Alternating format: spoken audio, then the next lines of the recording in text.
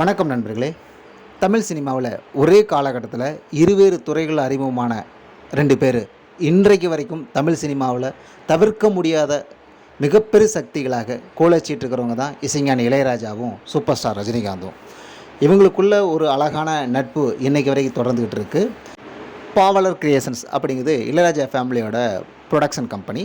இந்த கம்பெனிக்கு ரஜினிகாந்த் ஒரு டேட் கொடுக்குறாரு. இந்த டேட்டில் இளையராஜா தான் இயக்கிறதா சொல்ல ரஜினிகாந்த் ரொம்ப சந்தோஷத்தோட ஓகே சொல்கிறாரு. அப்போது இளையராஜா சொன்ன டைட்டில் தான் ராஜாதி ராஜா. அப்புறம் ஒரு சூழ்நிலையில் அந்த படத்தை இளையராஜா இயக்கலை. ஆர் சுந்தரராஜன் கதை இயக்கத்தில் பஞ்சவர்ணாசலம் திரைக்கதை வசனத்தில் உருவாச்சு அந்த படம். அந்த படத்தில் நதியா, ராதா, வினித் சக்கரவர்த்தி, ஆனந்த்ராஜ் மற்றும் பலர் நடித்தாங்க. ஒரு மாபெரும் வெற்றி படமாக ராஜாதி ராஜா வந்துச்சு.